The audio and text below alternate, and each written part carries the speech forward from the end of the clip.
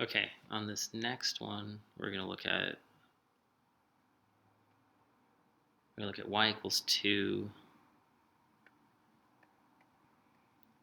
minus e to the negative x. Okay, so we're going to find x-intercepts. So to do that, we plug in a 0 for y and solve for x. So I'm going to just add e to the negative x onto the other side. So we have e to the negative x equals 2. E to the negative x is just like 1 over e to the x.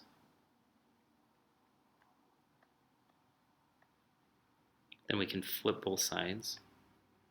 So it's e to the x equals 1/2. Then we take the natural log of both sides to get rid of the e. And so x equals the natural log of 1/2.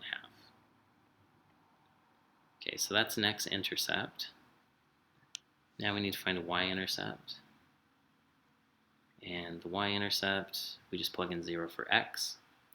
So y equals 2 minus e to the negative 0. Negative 0 is just 0. E to the 0 is just 1. So this is just 2 minus 1. And so we have a y-intercept at 1. Okay. Now it says show algebraically that the function is increasing for all x. So what we're going to do is take the first derivative and basically show that it's always positive. And so first derivative is going to give us, so the 2 will go away, and we get negative e to the negative x. So there's some chain rule involved in there. So remember, e to the x is just, the derivative is just e to the x. So these negatives cancel, and so we have e to the negative x. Okay? Now if we set that equal to 0, we take natural log of both sides. Natural log of 0 is undefined. And so we stop right there. And since it's undefined, that means it never changes increasing or decreasing. So really all we need to do is it's like a sign diagram, but we can choose any value. So the easiest value to choose is just 0. And so if we plug in a 0 right here, or right here, we're going to get e to the 0, which is just 1, and 1 is a positive number. And so we showed that it's always increasing. So first we showed that it never changes from increasing to decreasing or decreasing to increasing, and then we showed that it is always positive. Now it says show algebraically that the function is concave down always. So it's going to be a similar process. We're going to take this derivative, take it again to find the second derivative. So we have the second derivative, and we get negative e to the negative x. We set that equal to 0. Divide by negative 1, we still get 0. And so we have 0 equals e to the negative x. Once again, we'll take natural log of both sides.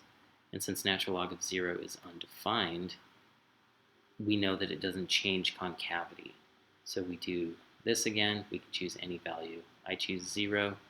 Plug in 0. E to the negative 0 would be e to the 0. And that's just 1, and that's a positive value. And so that, actually, did I mess that up? Oh, yeah.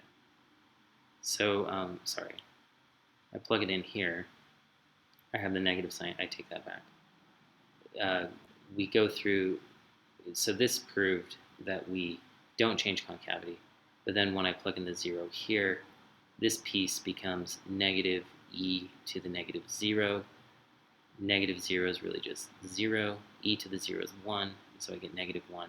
So I get a negative which means we're concave down. So we're increasing and we're concave down. And it says explain why y equals 2 is a horizontal asymptote. Simply, that's because in the original, if we just had negative e to the x, or any exponential function that's negative, like both these negative, I guess let's just do this. So we have an exponential function, okay? This negative flips it this way. So one negative flips it this way, and then the other negative flips it this way, and that asymptote is at 0. But then, because we have this 2 being added to everything, we shift that up, and so that's why we get a horizontal asymptote at y equals 2. And then the last thing is use all of this information to sketch a graph. So we'll put that there. We have a graph now. Okay, like I said, it's going to be a graph like this, and specifically we see that the x-intercept was at negative natural log of 2. Natural log of 1/2 is actually a negative number. The way that your book kind of simplifies it, so if we have a natural log of 1/2, we can think of that as natural log of 2 to the negative 1, and then we can bring that negative 1 out in front. So that's probably a easier way to see that it's negative, but you could also plug this into a calculator and you'll see that it's a negative value. So we're going to go through this, and then we have a horizontal asymptote at 2, and this was negative natural log of 2. And we see that this is concave down for the entire duration. We also see that it is increasing. So remember, it increases all the way to that asymptote, but it never gets there. But it's always increasing, getting closer and closer and closer.